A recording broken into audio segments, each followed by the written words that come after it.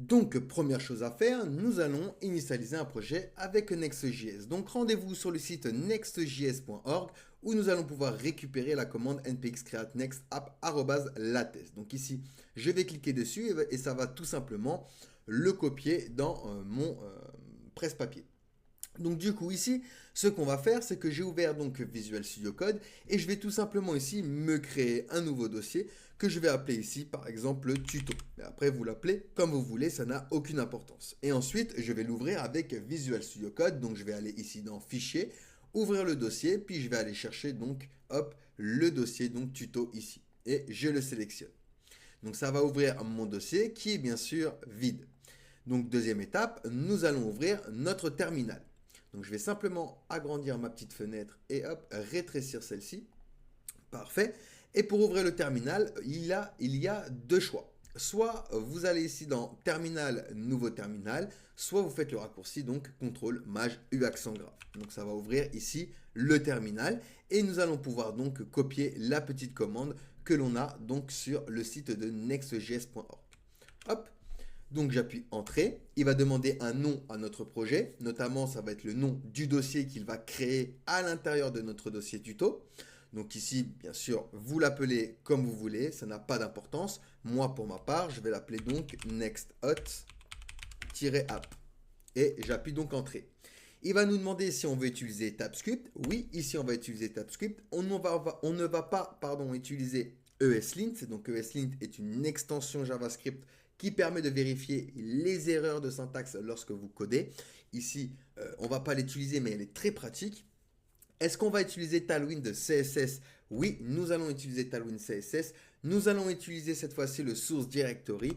Nous allons utiliser également le AppRouter, d'ailleurs c'est recommandé. Et pour le custom de The Default Import Alias, nous allons dire non. Et ça va donc nous créer un dossier ici, NextHotApp, qui est apparu et à l'intérieur, notamment un fichier non-module qui va faire fonctionner toutes les dépendances qu'il y a donc dans le fichier packet.json au niveau des lignes de dependency et des dev dependency. Donc ici, on attend un petit peu et nous allons pouvoir également donc ouvrir notre application sur notre navigateur.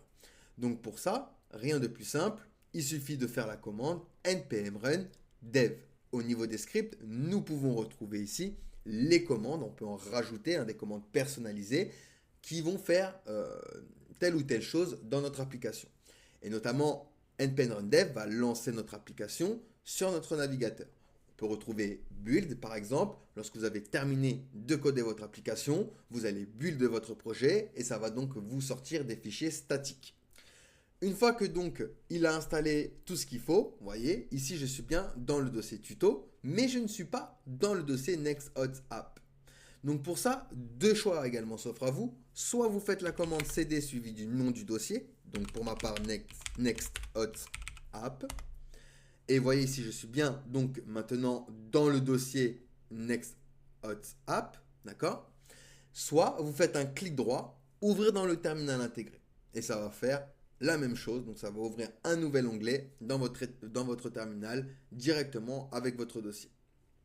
Donc une fois que j'ai fait ceci, j'ai fait un CLS, CLS c'est pour clean un petit peu le terminal, et je vais faire un npm run dev. Et donc ça va me donner un lien localhost que je vais pouvoir cliquer dessus pour accéder à mon application. Donc ici, vous voyez, j'ai bien mon lien. Donc ici, je vais cliquer dessus. Donc vous restez appuyé sur CTRL et vous cliquez dessus. Et hop, ça va ouvrir directement donc votre application sur votre navigateur, sur le dernier navigateur que vous avez touché, si vous utilisez plusieurs navigateurs. Et ce que vous voyez ici va correspondre donc dans le dossier source à page.tsx qui se trouve dans le dossier app. Donc ce qu'on va faire, un petit peu de ménage, tout le main ici, on va l'effacer. Donc je vais sélectionner tout le main, tac, tac, tac, tac, hop, et je vais l'effacer. Voilà, nickel. Une fois que j'ai fait ceci, alors on va effacer également l'import image, et ben on va simplement se mettre les React Fragments, ce qui nous permet de retourner plusieurs éléments HTML. Et ici donc, on va se faire un H1 avec écrit Hello. Je regarde ici dans mon application, ça charge un petit peu, et je vais bien voir ici mon Hello qui va s'afficher. On a un background pas très sympa, donc je vais aller dans le global.css. Au niveau de roots, je vais venir effacer les deux lignes ici. Et donc, hop, ça va réinitialiser mon background. Parfait, nickel. Et bien, on a installé Next.js. On va donc pouvoir passer à la suite.